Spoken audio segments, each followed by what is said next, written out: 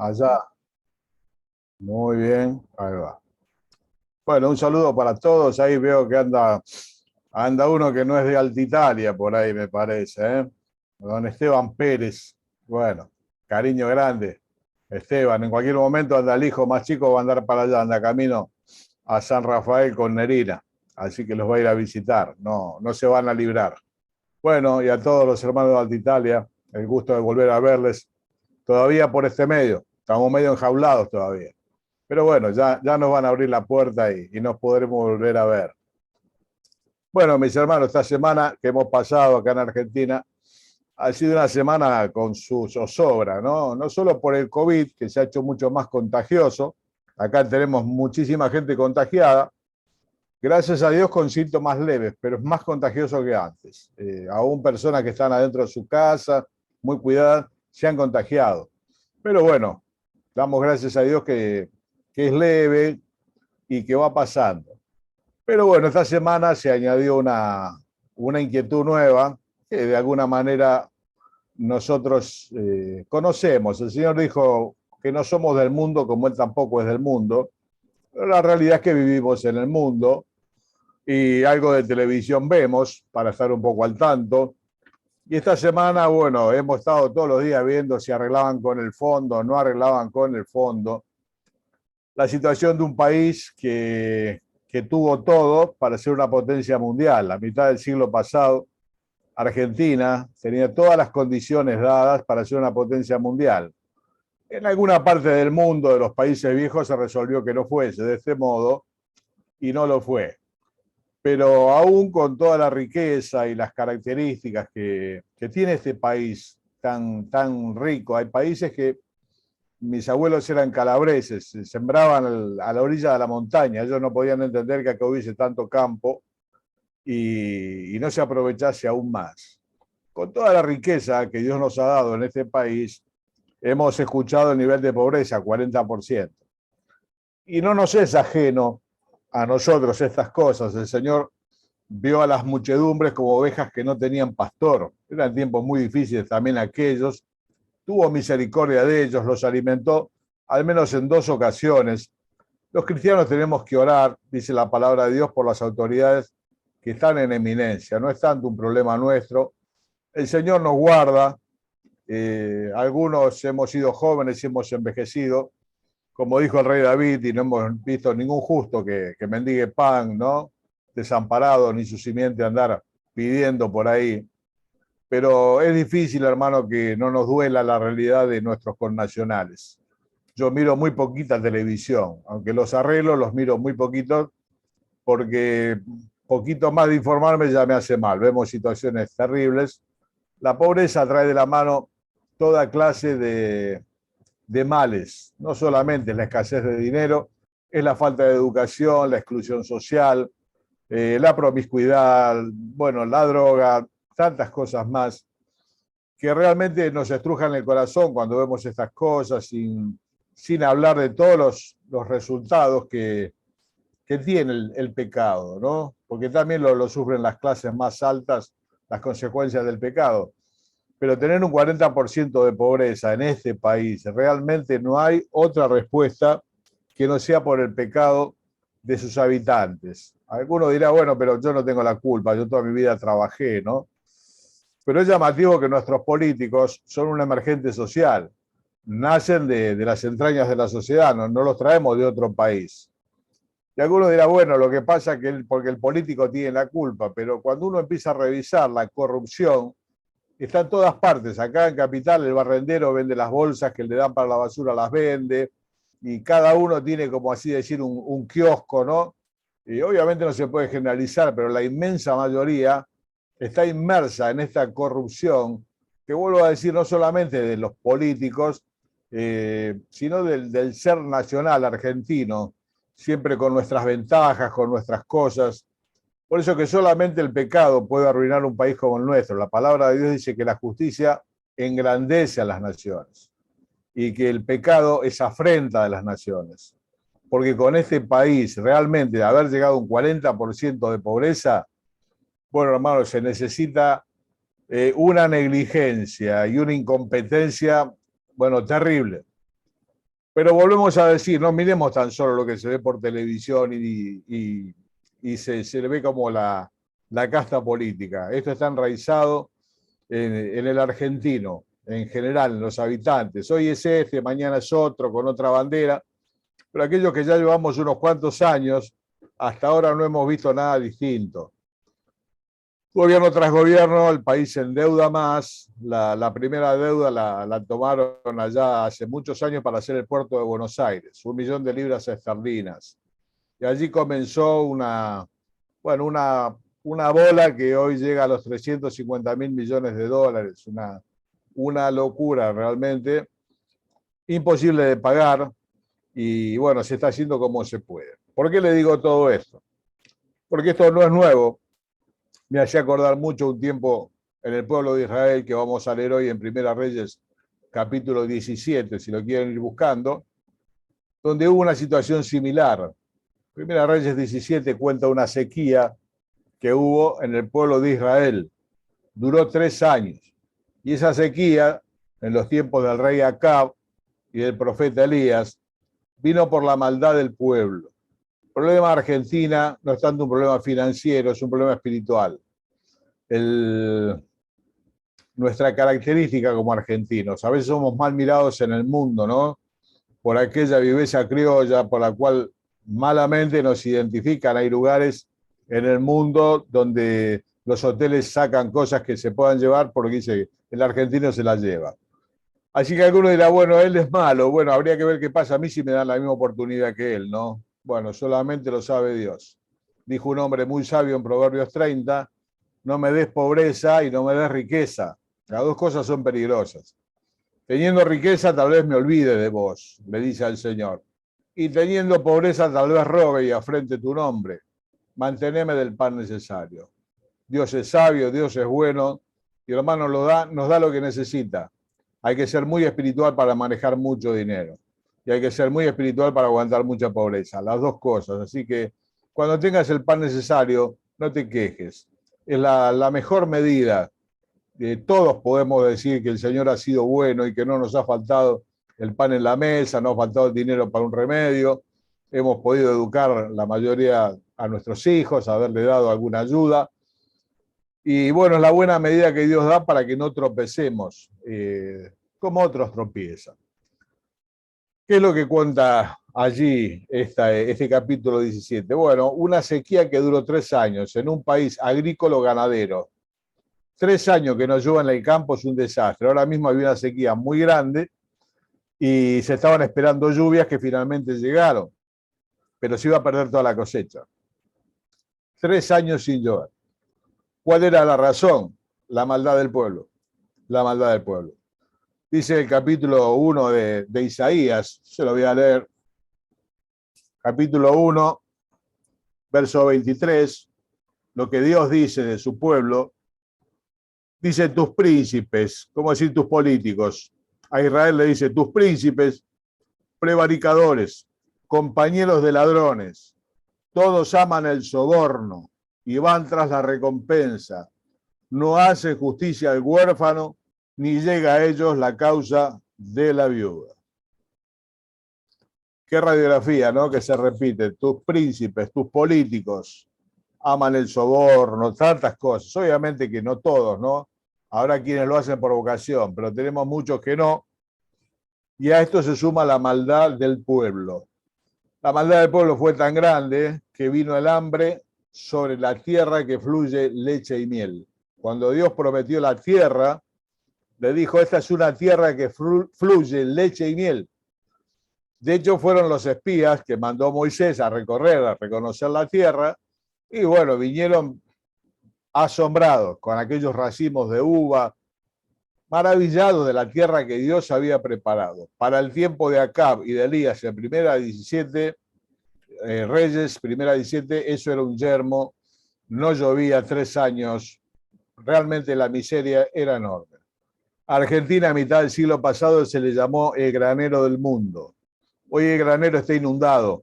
Cuando queremos ir a San Luis de Capital Federal, vamos por ruta 7, después tenemos que hacer un desvío porque hay una laguna que se llama La Picasa, que no para de crecer.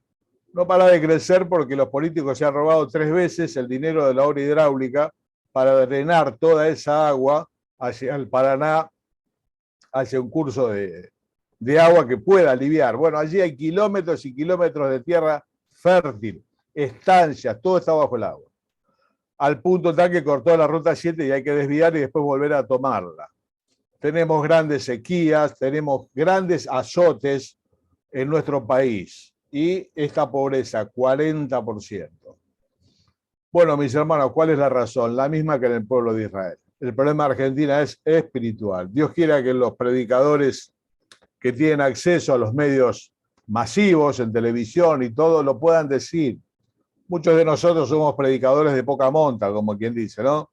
Predicamos entre grupos de personas, no numerosos, la mayoría de las veces son iglesias, pero que aquellos que tienen acceso a lo público, que Dios le ha dado acceso, que puedan decir lo que realmente pasa, que los argentinos nos tenemos que arrepentir de nuestra maldad, desde el presidente hasta el último de los obreros. Será la única forma de devolver a Dios de corazón. Y Dios sanará la tierra, como dice allí Crónicas, ¿no? Yo sanaré la tierra y Dios sanará nuestra tierra. Así que bueno, hermano, este es el panorama. Hoy estamos atravesando la situación que Israel atravesó alguna vez. Vamos a leer primero Reyes 17, desde el versículo 1, una historia que muchos conocen, pero hoy la volveremos a pasar por el corazón, tratar de recoger alguna enseñanza que hay acá, porque los creyentes vivimos en este país, no vivimos en otro país, y de alguna forma sufrimos las consecuencias de todas estas cosas también, ¿no? Si bien vuelvo a decir, el Señor nos rodea, las amortigua, provee para los suyos, pero vamos al almacén lo mismo que los demás, pagamos las cuentas lo mismo que los demás, los impuestos y tantas cosas más. Dice el versículo 1 del capítulo 17, entonces Elías Tisbita, que era de los moradores de Galad, dijo a Acab, al rey, vive Jehová, Dios de Israel, en cuya presencia estoy, que no habrá lluvia ni rocío en estos años, sino por mi palabra.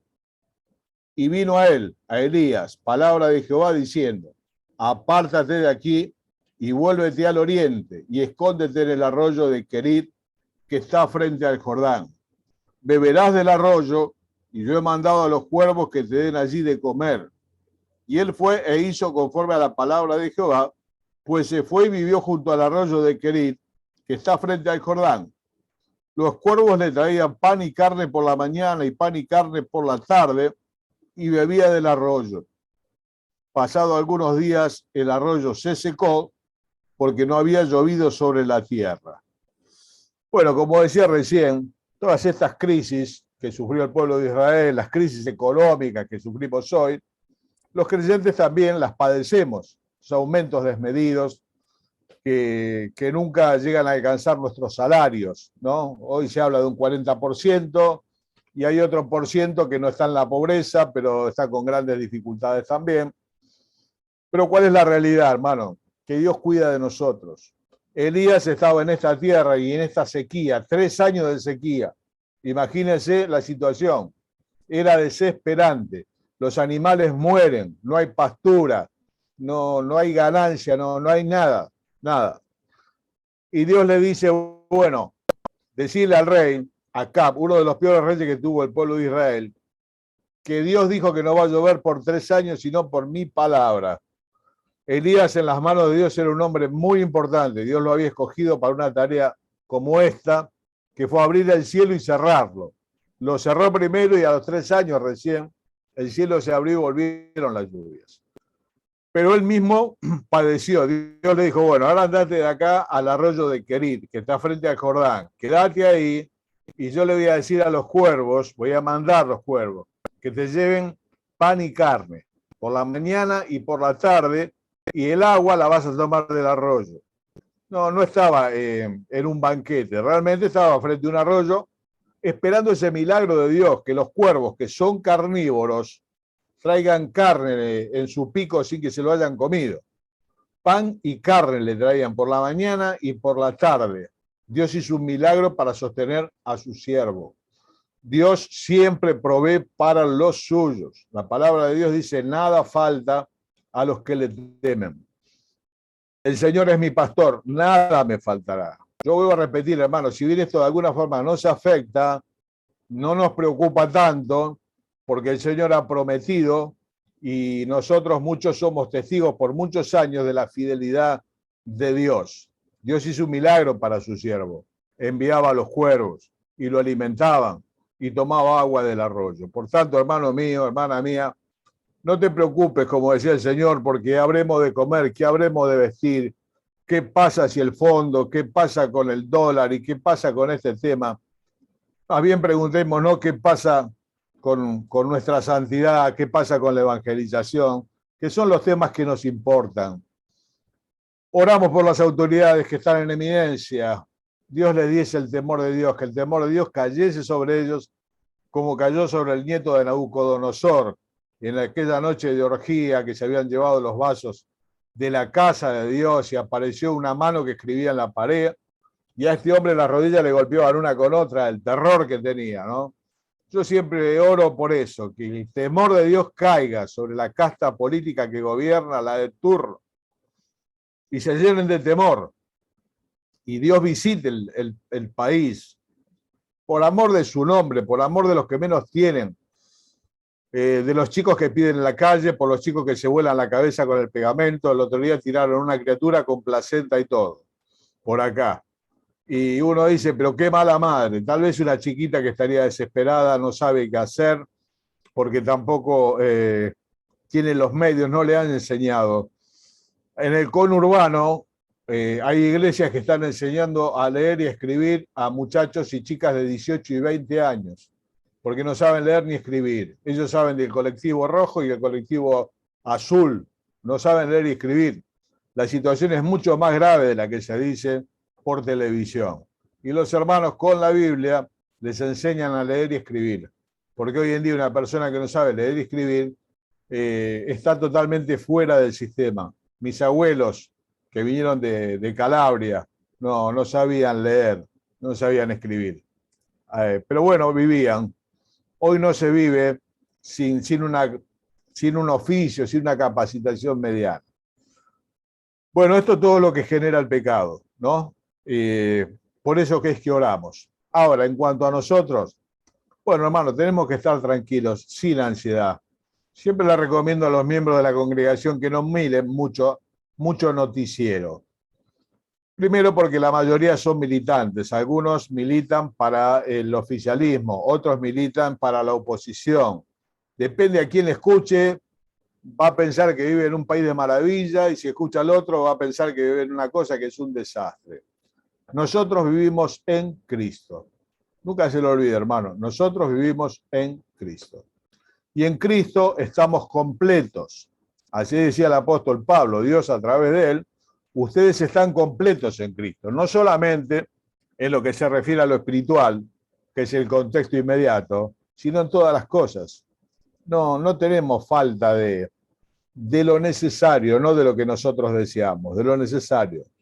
Hace muchísimos años leí una poesía de una hermana que escribió diciendo, Señor, te doy gracias porque no recibí todo lo que pedí, pero sí todo lo que necesité.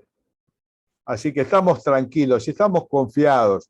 No sabemos qué va a pasar con la economía, no somos economistas, no sabemos el tiempo que ha de venir sobre la tierra. Sí, por la Escritura sabemos que van a ir empeorando, pero el Señor siempre estará con nosotros, como estuvo con Elías. Ahora, ¿qué pasó? En un momento el arroyo se secó, como no llovía, aún aquella agua que venía bajando se terminó y ya empezaba a venir con barro. Entonces Dios le dijo al profeta en el capítulo 17, en el versículo 9, levántate, vete a Sarepta de Sidón y mora allí. Morar es vivir. Mudate a Sarepta, vas a vivir en Sarepta de Sidón. Y yo he dado orden allí a una mujer viuda que te sustente. Entonces él se levantó y se fue a Sarepta. Y cuando llegó a la puerta de la ciudad, he aquí una mujer viuda que estaba allí recogiendo leña, y él la llamó y le dijo, te ruego que me traigas un poco de agua en un vaso para que beba. Y yendo ella para traérsela, él la volvió a llamar y le dijo, te ruego que me traigas también un bocado de pan en tu mano. Y ella respondió, vive Jehová tu Dios, que no tengo pan cocido, solamente un puñado de harina tengo en la tinaja y un poco de aceite en una vasija, y ahora recogía 2 leños para entrar y prepararlo para mí, para mi hijo, para que lo comamos y nos dejemos morir. Elías le dijo, no tengas temor, ve, haz como has dicho, pero hazme a mí primero de ello una pequeña torta cocida debajo de la ceniza y tráemela, y después harás para ti y para tu hijo. Porque Jehová, Dios de Israel, ha dicho así, la harina de la tinaja no escaseará, ni el aceite de la vasija disminuirá, hasta el día en que Jehová haga llover sobre la faz de la tierra. Entonces ella fue e hizo como le dijo Elías, y comió él y ella y su hijo muchos días. Y la harina de la tinaja no escaseó, ni el aceite de la vasija menguó, conforme a la palabra que Jehová había dicho por Elías. El arroyo se secó. Dios le dijo, bueno, mudate a Sarepta de Sidón. Yo le di orden allí a una viuda, el Dios de la historia, el Dios de los tiempos, que está en todas partes, le dio orden a una viuda de que lo sustente. ¿Qué habrá pensado Elías, no? Bueno, debe ser una viuda con dinero. Me va a poder sustentar. ¿Qué fue lo que encontró cuando llegó? Una mujer que estaba recogiendo unos leños. Y él le dice, tráeme un vaso de agua. Cuando la mujer iba a buscarlo, dijo, mira, tráeme también un pedazo de pan, una torta hecha sobre la ceniza. Y ella le dijo, vive Jehová tu Dios, que tengo solamente un poco de harina y un poco de aceite y 2 leños que voy a hacer un pan, lo voy a comer con mi hijo y me voy a dejar morir. La gente moría de hambre en esta disciplina que Dios había traído sobre Israel, en la tierra que fluye leche y miel, en el granero del mundo que hoy está inundado, está asolado por la maldad de sus habitantes. Bueno, acá pasó lo mismo. La hambruna era terrible. Acá no hablamos de un 40% de pobreza. Acá la pobreza era total.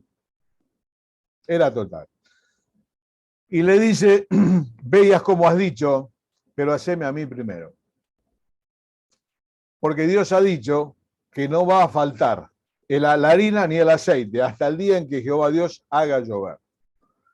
Y esta mujer fue e hizo como Elías le dijo. Yo pensaba, hermano, qué difícil es dar cuando no hay. Cuando hay, bueno, ya darnos cuesta porque nacemos con la manito cerrada, aprendemos a abrirla a través de los años, ¿no? A algunos nos lleva más años que a otros. Y entendemos que mejor cosa es dar que recibir, y al lado del Señor aprendemos que dar es mejor que recibir y lo experimentamos. Pero realmente cuando hay poco o casi nada, como acá, qué difícil es poder dar al Señor primero. Él le dijo, hacé como has dicho, pero haceme a mí primero. Ponete en el lugar. Un poquito de harina, un poquito de aceite, tu hijo muerto de hambre, vos también. Y Dios que te dice, hacé la torta, pero hacémela a mí primero. Si te hago primero a vos, no va a alcanzar. Bueno, hermano, la fórmula de Dios es así. Y dice la palabra de Dios que no faltó la harina y no faltó el aceite hasta el día en que Jehová Dios hizo llover sobre la tierra. Se produjo otro milagro. Primero los cuervos no se comían la carne que traían y ahora la harina se multiplicaba sistemáticamente dentro del tarro y el aceite no bajaba, sacaban y siempre salía. Algo parecido a la alimentación de los 5.000 que registra la Biblia. De 5 panes y 2 peces no paraban de salir panes y peces y comieron como 10.000 personas. Bueno, el único que va a hacer eso es Dios, crear de la nada. Eso es crear de la nada, que es como hizo el mundo. Dios creó de la nada, de la energía hizo materia. Los seres humanos de la materia hacemos energía. Pero Dios, que es Dios, de la energía hizo materia. Y bueno, en ese momento multiplicó los panes y los peces, comieron 10.000 personas. Y acá comió ella, su hijo y el profeta. 3 años. Donde no faltó la harina, donde no faltó el aceite, pero siguieron la receta. Haceme a mí primero. Y hermano, este texto, el primero nos tiene que llevar a pensar que no nos preocupemos porque vamos a comer y vamos a beber. Ya vemos cómo Dios cuidó del profeta. Y en esto tenemos que entender que en estos tiempos malos, lo último que podemos hacer es disminuir nuestras ofrendas. A veces cuando las cosas no van bien, nos asalta el temor y decimos, bueno, vamos a hacer algunos recortes. Y equivocadamente lo que recortamos es la parte de Dios. Y Dios dice, mira, para que no te falte, haceme a mí primero. Hay hermanos que trabajan, cobran por día y hermanos que cobran por mes, depende. Pero la Biblia dice cada uno dé como se propuso en su corazón. Si cobras en forma mensual, lo que se hayan propuesto en el corazón, apártenlo a principio de mes, porque a fin de mes o al día 20 seguramente ya no quede nada para el Señor. Hermano, no cometamos el error de que el miedo nos gane y hagamos de la ofrenda la variable de ajuste, como dicen los economistas, ¿no? Nos dijo el Fondo Monetario que hay que hacer ajustes. ¿Dónde se hace el ajuste? Con los jubilados. Normalmente se hace con los jubilados. Ya los jubilados se supone que lo ayudan los hijos. Con 30.000 pesos, que es la jubilación mínima, no se puede vivir. Así que se da por sentado que lo mantendrán los hijos o aprenderán a comer salteado, consumen más remedios que la gente de mediana edad y que los jóvenes, pero normalmente los ajustes los gobiernos los hacen siempre sobre los sectores más vulnerables. Cuando los ajustes hay que hacerlos sobre las grandes empresas, enormes empresas, que va de miles y millones de dólares. Es así donde hay que hacer los ajustes. Bueno, es un error, pero volviendo a nuestro pequeño mundo cristiano, nosotros a veces cometemos el error de hacer el ajuste con la ofrenda. Precisamente es lo contrario, hermano. Y uno dice, pero ¿qué pasa? Es muy difícil. Mira, hermano, yo vivo en el mismo país que usted. En 40 años de caminar con el Señor, recibí 2 telegramas de despido, en despidos masivos que hubo en empresas que yo trabajé. Por los problemas precisamente del país, se achicó el personal. Por lo tanto, he pasado situaciones. El apóstol Pablo decía, sé tener abundancia y sé tener escasez. En todo y por todo estoy entrenado. Es posible que Dios permita que a veces atravesemos tiempos de escasez, no de desamparo, son dos cosas distintas. Estoy hablando de escasez, donde haya que cortar el pan finito para que alcance bien para todos, ¿no? Y bueno, Dios lo puede permitir, claro que lo puede permitir. Pero eso no hace que nosotros dejemos de dar al Señor lo que hemos propuesto en nuestro corazón. Allí hay una viuda muy pobre que llega en el tiempo del Señor a poner sus monedas en un arca donde muchos ponían grandes cantidades de lo que sobraba. Y el Señor observó y tomó el ejemplo de esa viuda que puso 2 moneditas que a veces nosotros ya no las agarramos más porque hoy la moneda argentina no tiene valor. Tiene más valor si la funde como metal que el valor que representa. Por lo tanto, a veces le decimos a los chicos ya de los comercios, mira, no me des moneda, cuando alguna vez me falte a mí, listo, ya está, la dejá de lado. La mujer puso esas 2 moneditas y el Señor tomó ese ejemplo y dijo que muchos dan de lo que les sobra, pero ella lo había puesto todo. Ahí al ladito cerca están los macedonios. 1 Corintios, capítulo 8.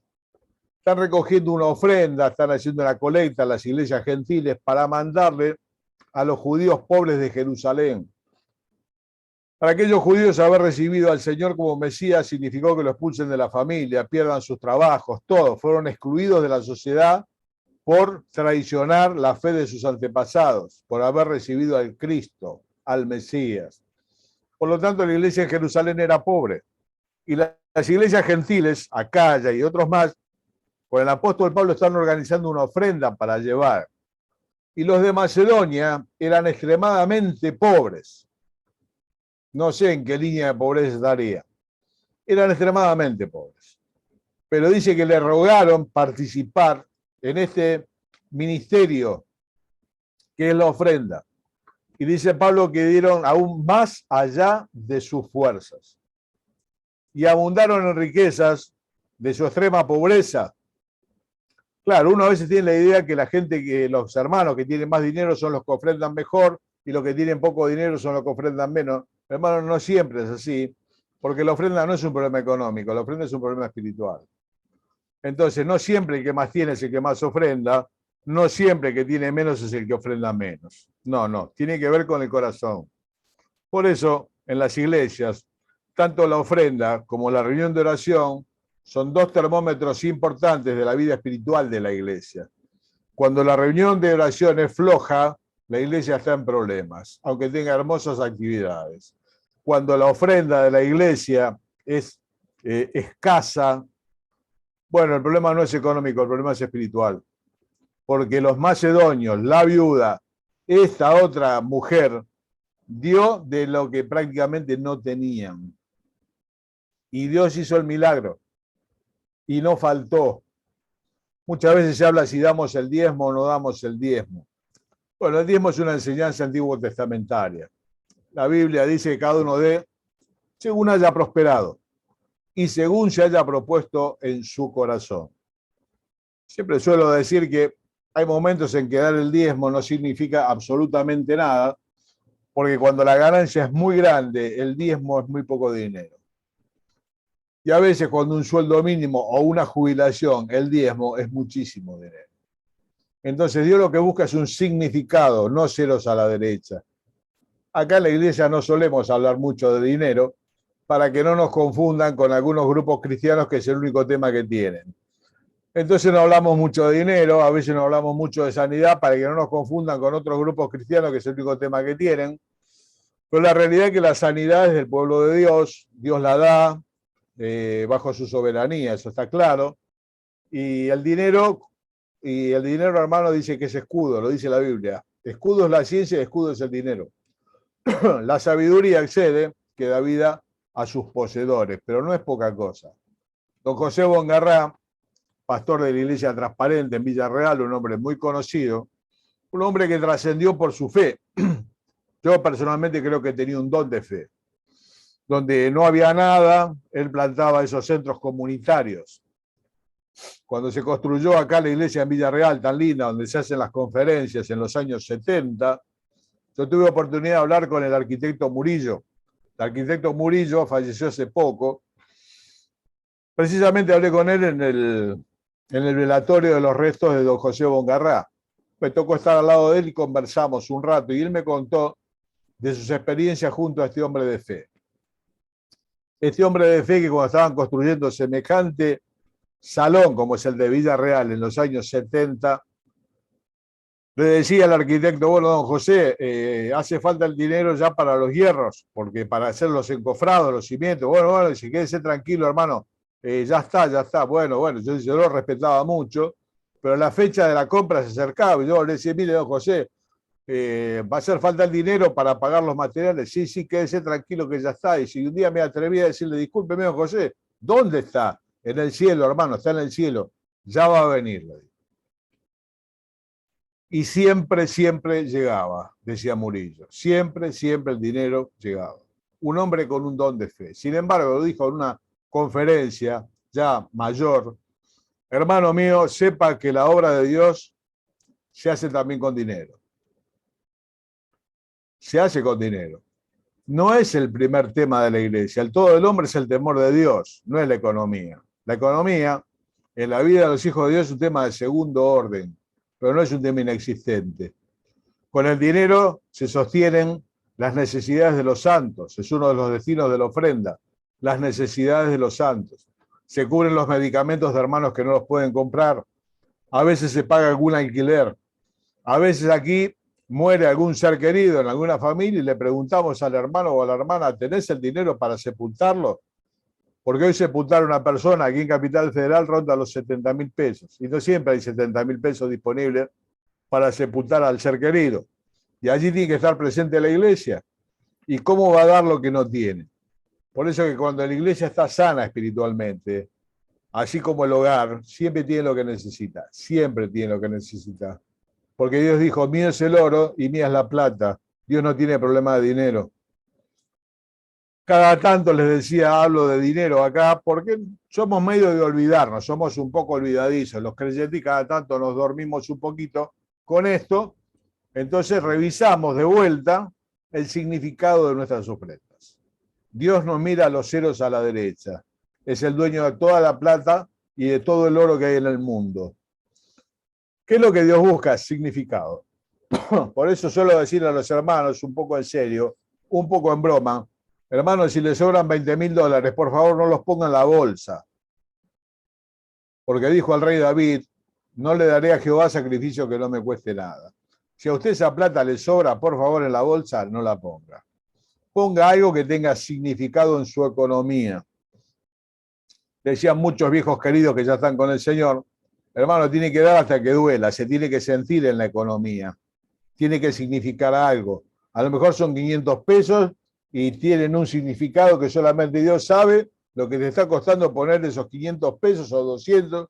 Acá hay una hermanita que cada domingo ella acerca su ofrenda y tiene una condición muy, muy sencilla, pero ella puntualmente trae su ofrenda.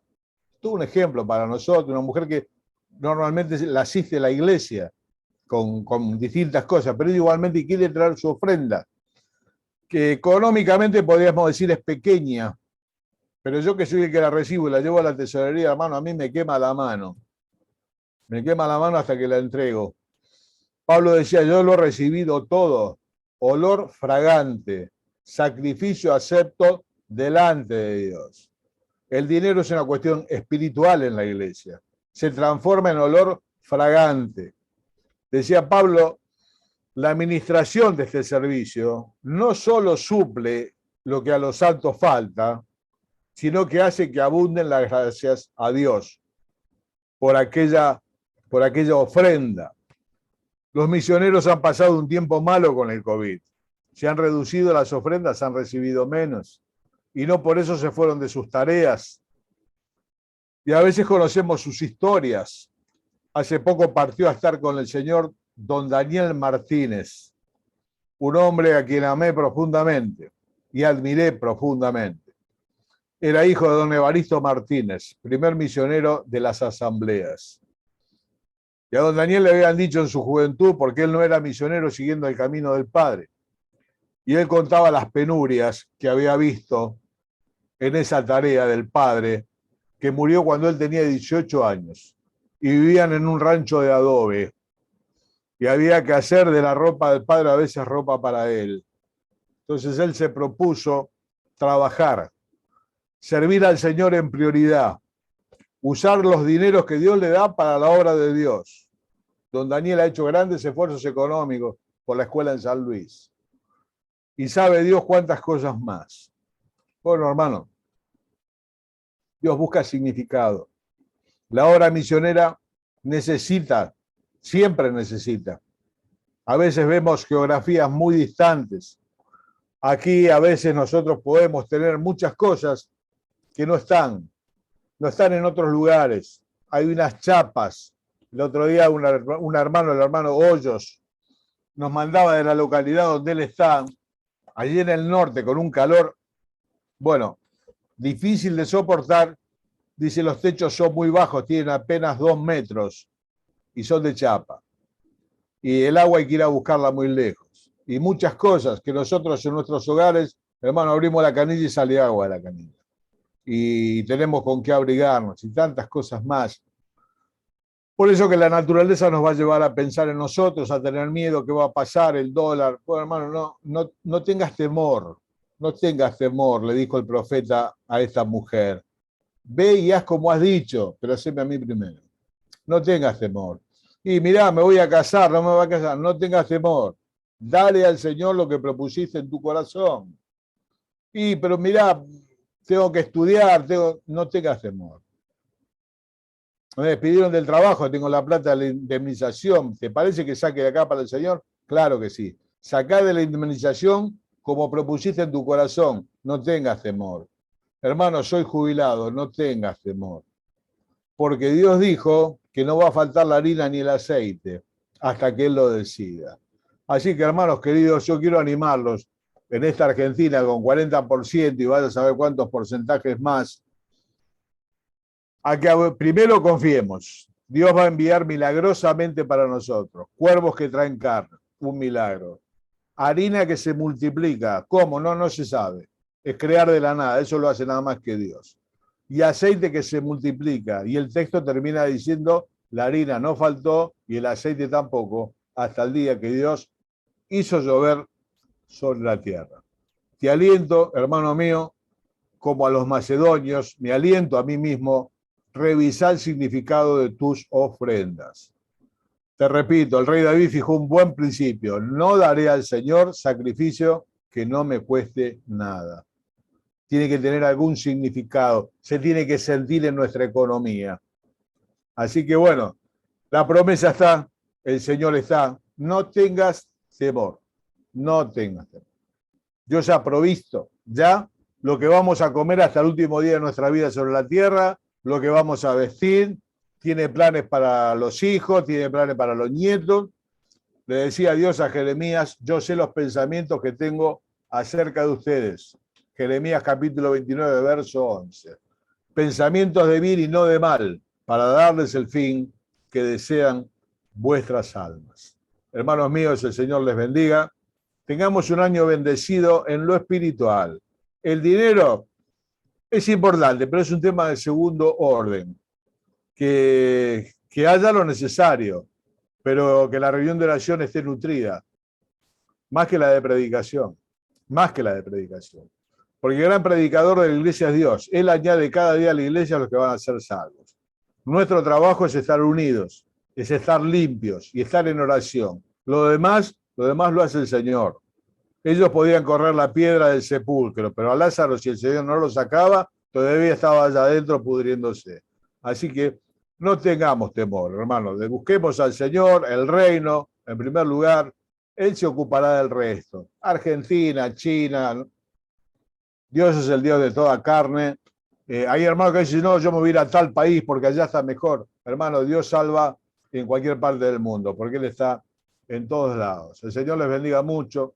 Desde un buen año, quiera Él que nadie sufra trágicamente las consecuencias del COVID. Algunos hermanos aquí lo han atravesado. Bueno, el Señor sabe, pero más que cualquier otra cosa, seamos ricos en fe, que a eso nos ha llamado Él. El Señor les bendiga mucho.